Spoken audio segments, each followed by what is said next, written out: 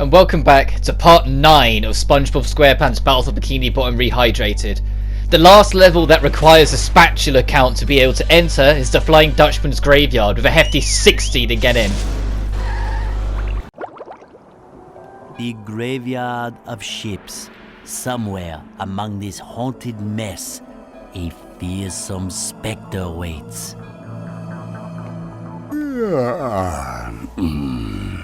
Oh, yes. Who dares disturb the Flying Dutchman? It's me, Spongebob, sir. I don't need any cookies. But I'm not a shell scout. Look, kid, I'm too disturbed to scare the bejesus out of you right now. Come back later. What's the matter? It's these darn robots. They've thrown me off my own ship, they have. Being thrown off your own ship is like having your pants pulled down in front of casual acquaintances. It's a sad, sad thing. Now those robots have got their own pirate ship, and they're blasting away at each other. Is there anything I can do to make you feel better? Well, now that you mention it, get up to my ship and use the cannons to single-handedly defeat the robot ship. Any questions? Is that adorable hat available in a size 3? No, but if you do this, a golden spatula be your booty. Now get going. The Dutchman's graveyard is probably the second shortest level in the game. If it wasn't for sand mounting being the way it was, it would be the shortest. But it does introduce our final unique enemy. These guys are a threat, to put it nicely.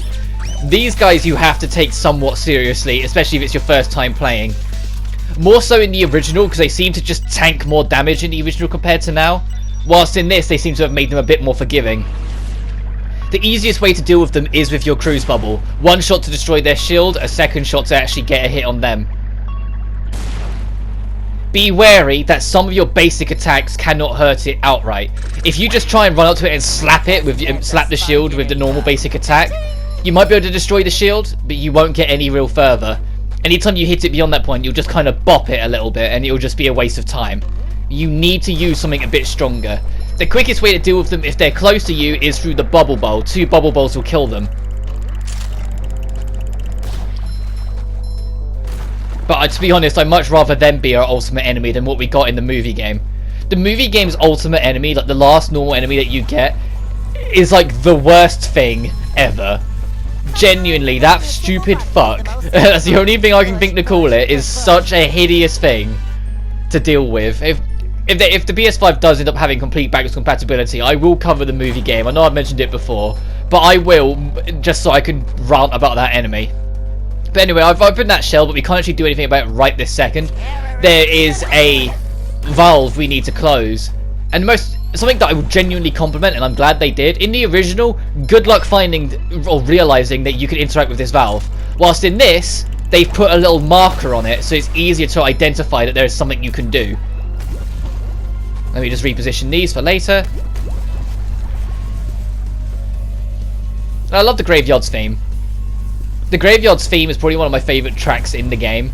It's just got a really good, like, it's got the haunting feeling down to a T. But you see that little aimer there? That's what you're hitting. You can actually hit it. I was watching like a few people mess around with techniques and whatnot. It is possible, just very difficult, at least at times of this recording it is. You can hit it with a bubble bowl. Like if you use this boat, you can kind of angle it right and get it so the bubble bowl flies up there. But like I said, as of this recording, it's pretty loose. So who knows how it'll be by the time this is uploaded. It'll probably be a lot sharper. They'll probably have this game done in under an hour. Like, ignoring the taxi glitch. They'll probably have this game done in under an hour by the time this comes out. Because so many more people involved in the speedrunning community now this game's new. And it's amazing to see. Even with this game's problems, I'm loving how much attention it's getting. But now we've closed that valve, we not only get that spatula, but we can come back over here, because the goo's been lowered, to get this one. Whacking the button will start the time limits, open a gate, and you need to get over there. Something that kind of sucks about this section now, though, is that there is a lot of bumps in the road. And I mean a lot. I am not pressing the jump button here. Sponge is just bouncing. Now I am, because I just want to get through it. But in that first section, though, it's just an extremely bumpy road, and on my blind playthrough, it got me killed. Because I just wasn't expecting it. And from here, you have a free shortcut back up here, or you can just go the long way round. Which I might as well do, show off what's actually down here. There's a random Duplicatotron just sitting in the goo over there. I don't actually know how big its range is, because it's like, you mean you're telling me that it also counts for the enemies that are around this corner? Like, I find that kind of baffling if that's the case, because that's like a giant rock it'd be shooting through. No, I didn't mean to do that. Yeah. And there you go, back where we were.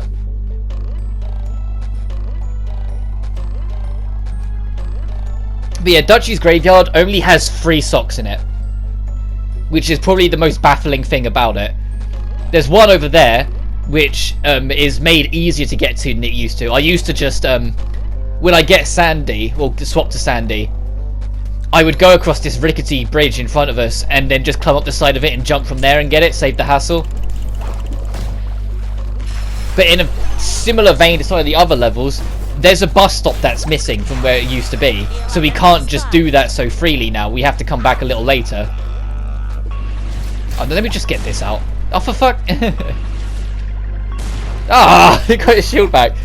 Just move. God damn it, just... Also, the bubble comes back a lot quicker than it ever used to in the original. But that might just be me. It really feels like it. There we go.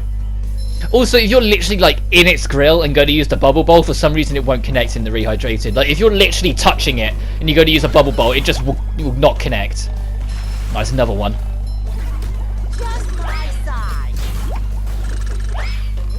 Jesus, Bombot, calm it down. Is it? You see how much it was pushing me there? Anyway, there is a Duplicatotron, so these robots are going to keep on coming back. So just hit what you need to hit. We need to move this to the side so we can free up another platform elsewhere. So let's move that. So we can free this up. So then this one in the middle of these ones can move out the way again, so we can use them as our wall bounce. I think that's the first time a Bombot's actually hurt me. Because it was so much weaker in the original, so much slower, it took forever to blow. Whilst in this, they're so on your case. I like this camera angle. It's a little thing, but I like it. Take that. It shines. Also worth mentioning, if you jump high enough, that slide is technically there before you actually break the bridge, so you can kind of skip this section. But anyway, there used to be a bus stop around here, if I'm remembering rightly, and there isn't anymore, so you have to come back to it later on. Squidward, swab the poop deck. Yes, hilarious. Don't you have a platinum whisk to get? That's golden spatula. Whatever. There's one up there. I can't help but feel like there's less dialogue, like, per conversation in this level compared to the other ones. I wonder if that had something to do with the time constraints Heavy Irons originally had when they were making this game. They just didn't make as much. They said they'd just keep it minimal when it came to like the last level or so, just because they were running out of time. But anyway, here's our bus stop that we actually want to get to. And then I'm going to cut because it's going to be a lot of backtracking, but let's go get that sock again. We're going to need Sandy again in a moment later on anyway, so we might as well just keep hold of her now. Right, yeah, back over here. Oh, I didn't even open the box. I'd probably do that now. You're just taking all of these along.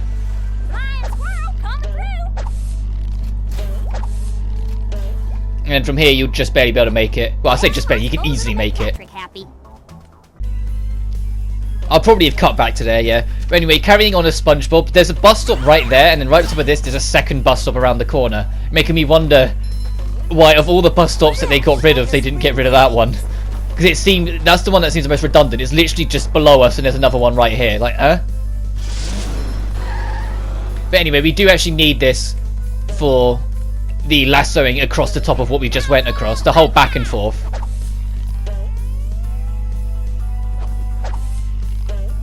Because you can kind of see it. There's a red shiny. Well, there's two. There's an upper path, but you're less likely to reach that. You want to go to this side here instead of going right. And then in the cracked ship, if you just look under yourself, there it is. Now we have 2 of only 3 socks that are in this level, which should really give you a bit of an indication of how short this level is. That we've already got 2 of the socks, and there's only 3 of them. Like they're not that spaced out. And there's another bus stop right over here, but this one makes sense because you need to wall climb again, because this whole level is about testing the wall bouncing in different ways. Like this one is that you have to position it under a time limit, which is easy enough. It's something that I will compliment the movie game for as well. The Planktopolis level that I always go on about actually being a really fantastic level from the movie game really experimented with this in creative ways. And now we have to do it long ways. In Rehydrated, they've made it a million times easier though. In the original, you still gained height, so you had to actually pause for a split second each time to let Spongebob lower slightly before you jump to the opposite wall. Whilst in this, it's scripted for you to go in a set path, so you can just spam the shit out of the button. And then you'd get tested even further because you can see they're moving over there, so you had to really precariously line yourself up with it to get it just right. It took a lot of practice to get spot on. Whilst now, because of the way it's kind of scripted, you can just attach the wall, spam the hell out of the jump button, and it will literally do it for you. Which I don't like. I don't like, because they couldn't get the wall jump to work naturally. They just made every wall jump in the game feel kind of scripted. So I'm just spamming the jump button and not pressing anything else, and it did all of that for me. That's what I mean. And I feel like that's just bad. Like, it feels like it's not as smooth as it should be. It's more noticeable on this, because on this it's designed for you to stop. And instead, because of the way it's working, look at some of these odd jumps. Why does SpongeBob jump that high all of a sudden? Like, it's really finicky, because it's trying to make it scripted instead, just to then, because they couldn't get it to program properly, so they just had it do weird shit like that. Like, it's fine enough for kids, I suppose, but it also, I managed to do it when I was a kid. The only time I struggled when I was a kid was the following year when I got the movie game, because Planktopolis' version of that is significantly tougher. But there's our spatula for the end of this section, and hopping on this boat will just take us to the next bit. To the ships! And now we're in the third and final section of the graveyard. Hey, Mr. Krabs. Spongebob. Swab the poop deck. Oh, I already did that joke with Squidward, Mr. Krabs. Yes, well, it's a good one though, eh? Oh, sure is. Here's what you need to do. Destroy all the power generators on the robot ship. Once the power is off, you'll be able to shoot the Dutchman's cannons to destroy the robot ship. Cannon do, Mr. Krabs. This entire section coming up, at least in my experience, is the single most glitchy spot of the entire game.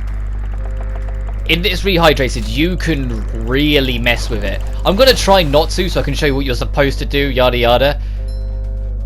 But my goodness, you don't have to try hard to break some of this. It's kind of ridiculous. But anyway, be wary climbing over that because of, you know, that. You need to destroy all these generators. Oh, there's a button. There's 4 cannons you need to activate, and you need to destroy all the generators so they can't retaliate, right? There is a button I just ran straight past because I was too busy talking. There's a button on the ground, so we'll have to come back for that in a sec. But anyway, throw the bubble bolt. It's a little annoying because it doesn't roll across the ground as easily, but you need to hit that and then swap to Sandy. Because it will drop a ledge.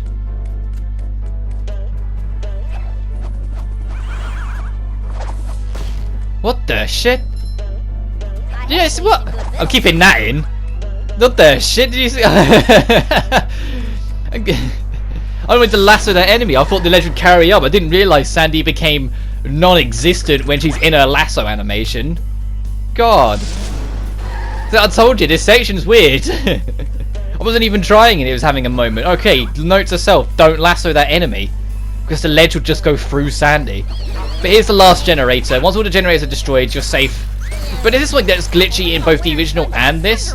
You don't actually have to destroy the generators. Like the moment you turn on all 4 cannons and hit the button, it will say, oh, you failed, but it will still spawn the spatula. Also something that wasn't in the original, this spring wasn't here until after you had launched the cannons. And now it is.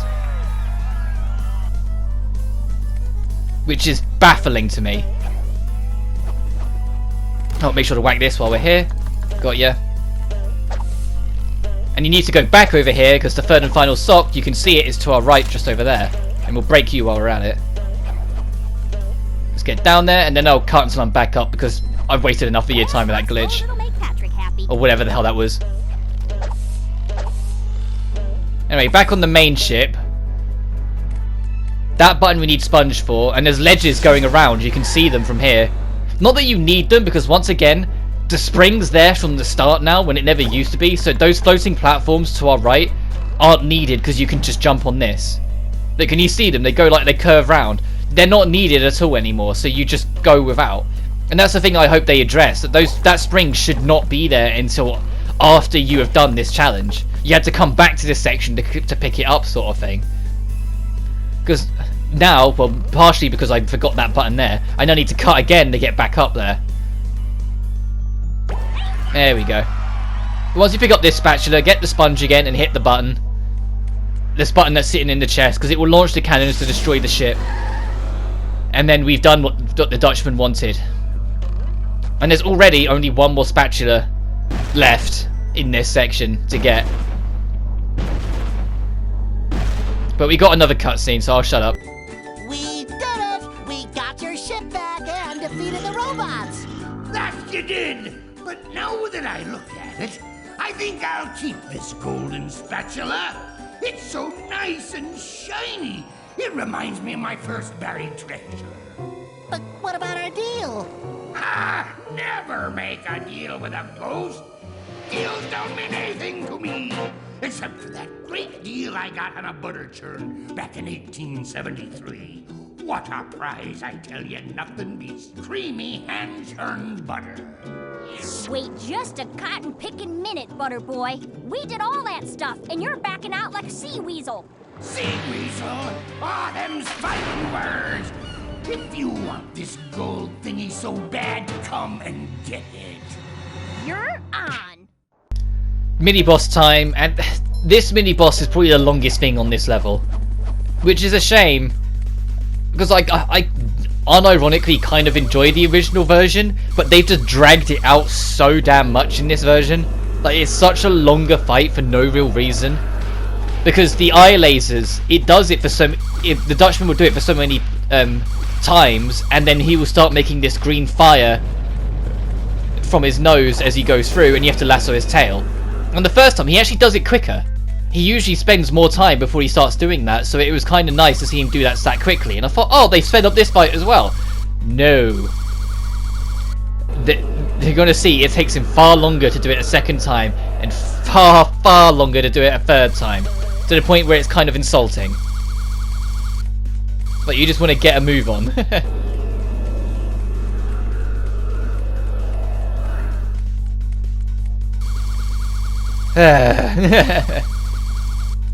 But I say that, it's still a better fight than the Flying Dutchman got at Revenge of the Flying Dutchman.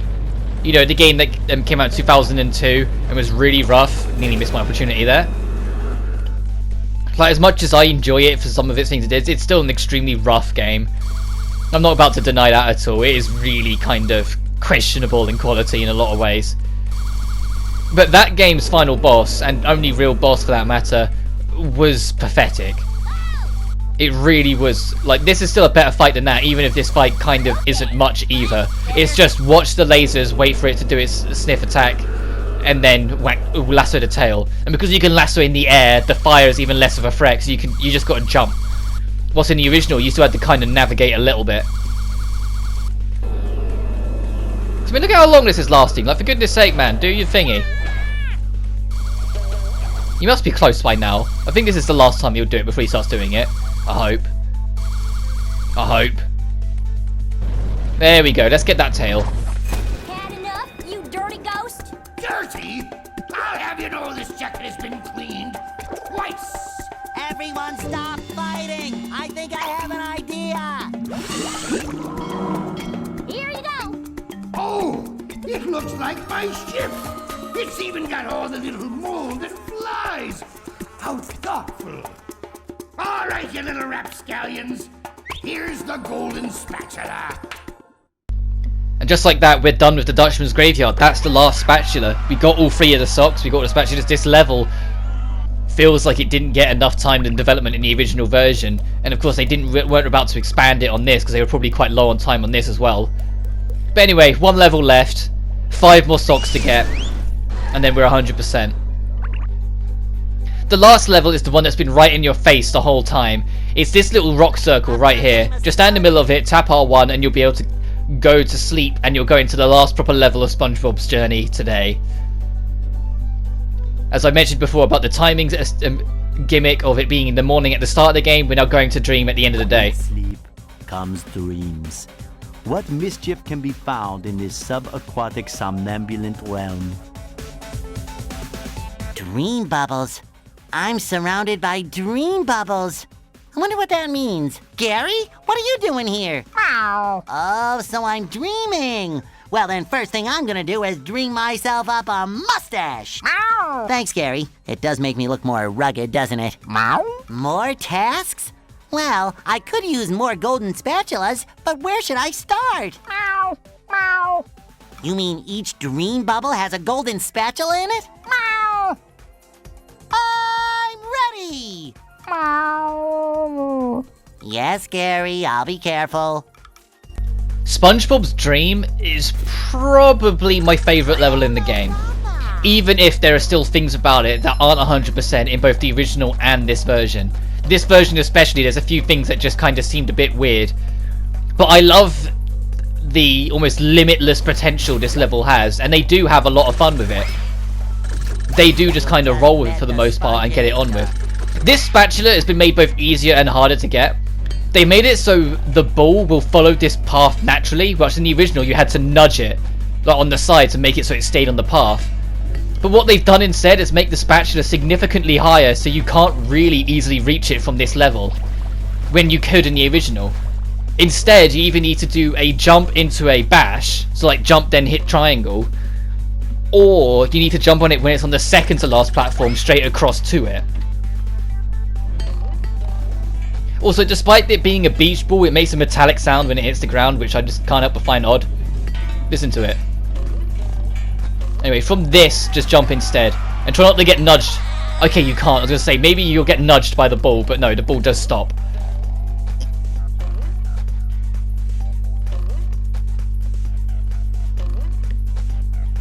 And then follow this round in a small circle.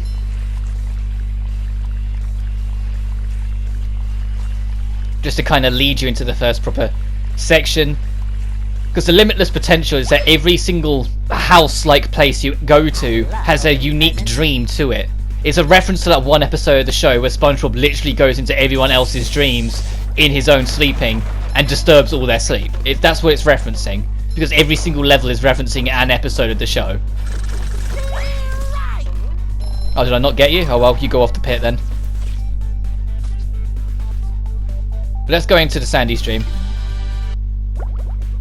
Sandy's Dream is a giant slide test, but it has a secret spatula off to the side early on in it as well that the camera's highlighting now. Wow, your dream is massive. Also, hi Larry. Why is Larry in Sandy's Dream? Don't you think that's a little bit weird? The spatula on top of that golden acorn.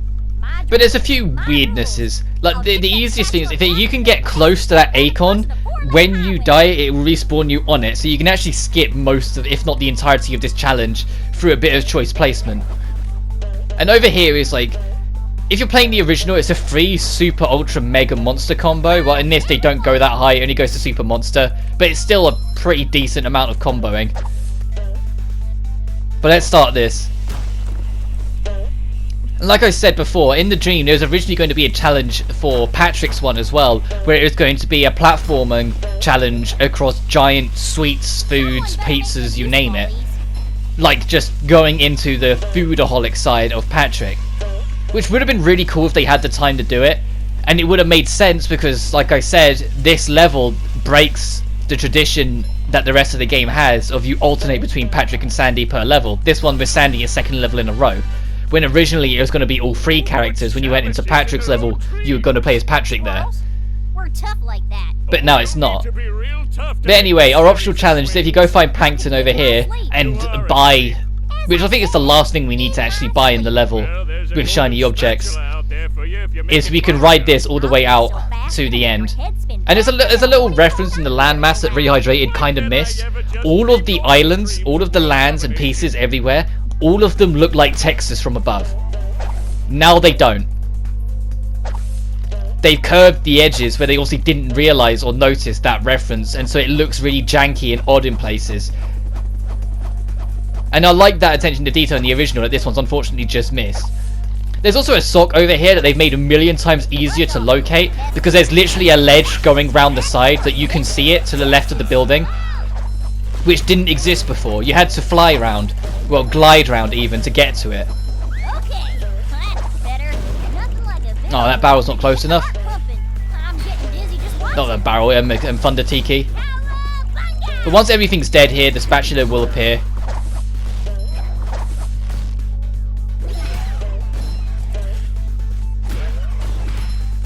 There we go. See, there's the spatula, and then we'll go around and get the socks. And originally you had to glide round. You'll go down the right-hand side, like the opposite side we're going, and then just do a double jump and glide, and you'd get over there. But now it shows you, so just run around and get the sock. They made it far easier. So much so that you can see where this outer edge overlaps what was originally there, because they essentially built the remake on top of the foundations of the original. Even though it was completely rebuilt from scratch, they had not the code, but just kind of the images. They just replicated the images, like the 3D images of everything, and then built on top of it. So you can see where it overlaps a little bit, where they made something new and put it in place of it to make it easier. Which I still think is kind of unnecessary. And I hope if they ever do a sequel, they get a better understanding that it is better to make the kids think than it is to just give it to them like that. No, I don't want to be on this path, I want to be on this one, don't I? I was like, it's a left turn, but that was too soon a left turn. You want to be on this particular path, because at the end, there is another lasso that will take you to a higher platform, that one there. Because from here, there is another sock at the end of our journey. Ow. Putting us to 2 of the 5 socks here. There's a 3rd one in Sandy's dream, and the 4th and 5th are in the next 2 dreams respectively. I can imagine if Patrick's dream was made, one of the 3 socks here would have been moved. And I know exactly what one it would have been. I am 100% certain what sock would not be here and be in Patrick's dream instead. It's this one. Just jump on this when the enemies are, there's the sock. That is literally right in front of you. That sock, willing to bet if they made Patrick's dream wouldn't be there, it'd be in that level. They'd find a way to squeeze it around the corner or hide it somewhere. But instead, nope, there it is. So hop back on the spring and up on your journey again. When I was a kid, this spin going up was the hardest section for me to do consistently, because after the 3rd or 4th box that you break, the wooden tiki, the path got super thin. Like ridiculously thin, and I'd just keep on falling off. Like nowadays it's really not that bad. Like, I think it's here, like it still gets kind of thin, but nowhere near as bad as it used to. Now they made that a little bit more forgiving, which I can understand because it was a bit tight as hell. Then you got this over here, which doesn't have the sound of the dung beetles buzzing around it anymore. Which, like, to be honest, I know some people might be like, oh, that's an attention to detail they've missed, but I'm actually kind of glad because the sound effect overlapped itself because there was so many of them that it got annoying to go through. So the fact that they just got rid of it, yeah, I'm fine with that. These random, like, floating cows throwing pies at you used to be a lot quicker than they used to be. Now you pass them by before they even finish their throw, making you wonder why they're there. Whilst in the original you had to, you know, actively dodge them. But over there's our next spatula, and we're done with Sandy's dream. And you have to be playing as Spongebob again before it will let you leave the dream. Which is why I'm so certain that originally, if Heavy Iron got the extra time to make Patrick's dream when it was, why it was designed like that. Because of course it would, when you think about it, if they were going to make sure that you were Spongebob when you left, so it didn't mess with anything. Because otherwise you could come out into the main zone as Sandy, and then go into the bit that'd want you to be Patrick. Like, I can imagine that would have really fucked with stuff if they hadn't challenged it, and they just only got this far. They didn't get to make the other dream. But this one is the one you really want to reposition the camera before you do, because it will really screw with you. Because you're trying to get... Oh, that was a low bounce. Okay, I did get it. Because you're trying to get to the top of Squidward's house for that spatula. And... what the shit? Alright, let me... Can I...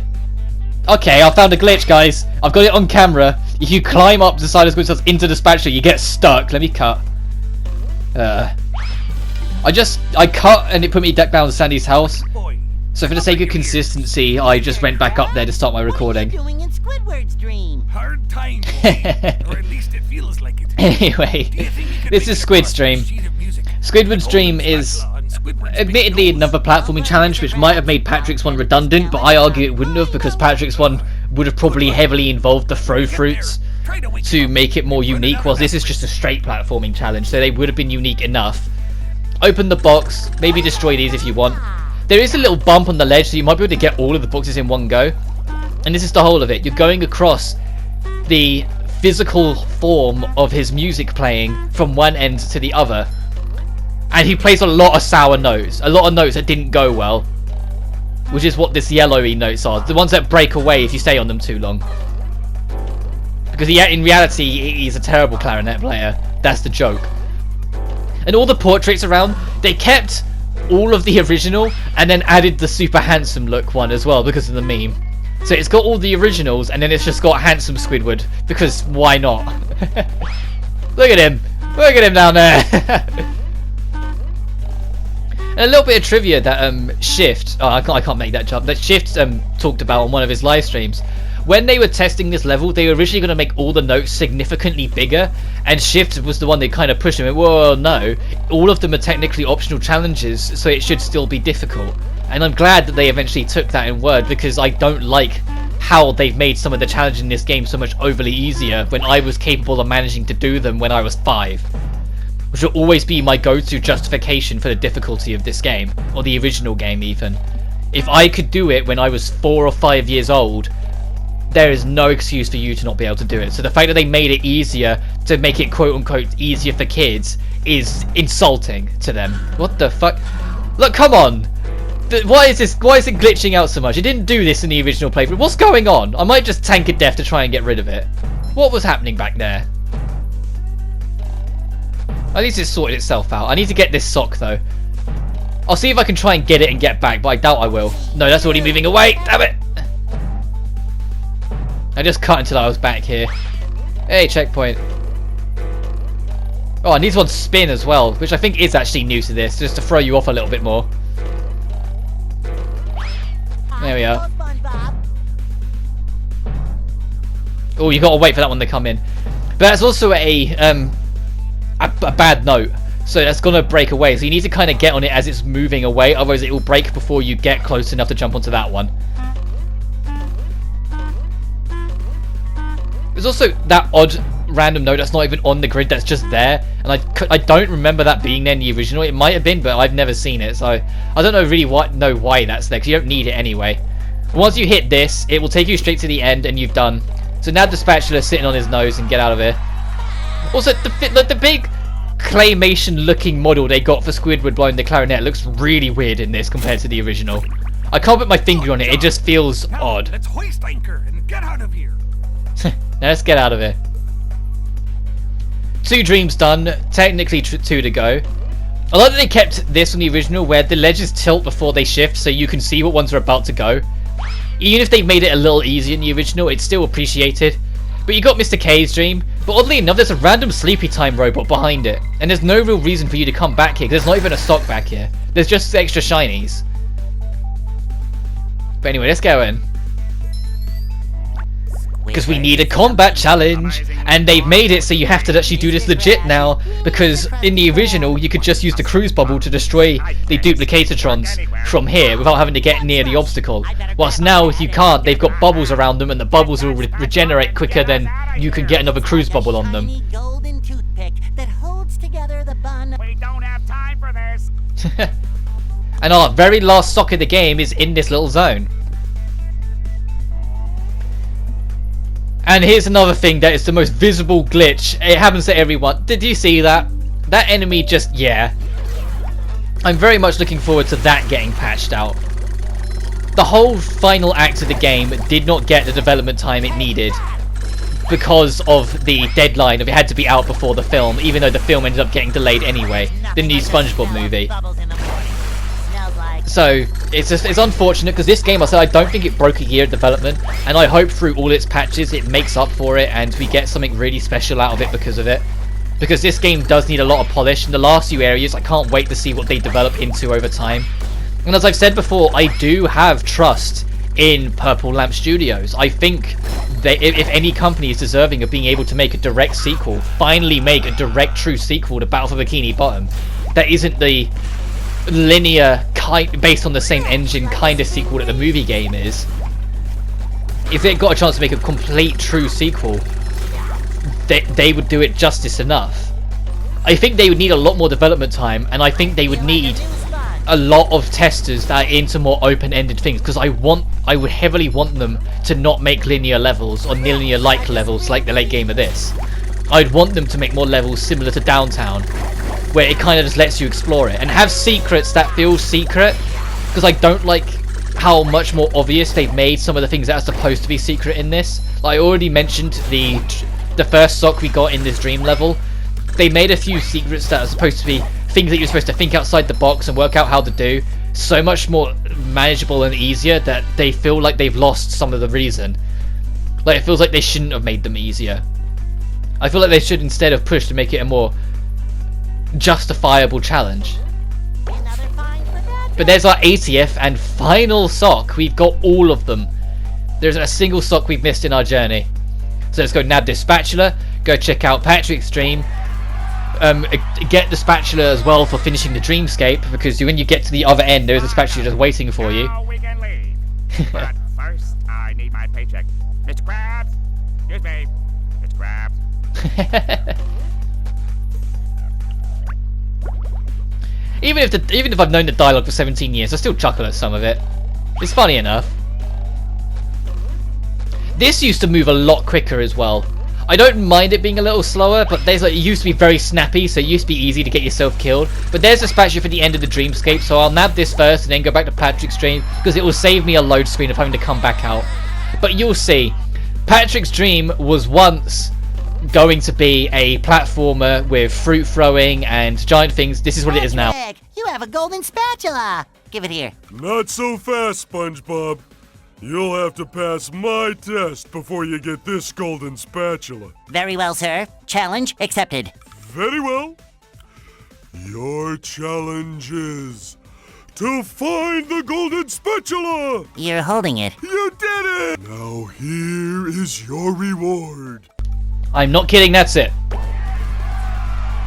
This is what became of Patrick's Dream. It's kind of depressing when you look at anything in the original game, or like Lost Files, or what it was originally gonna be.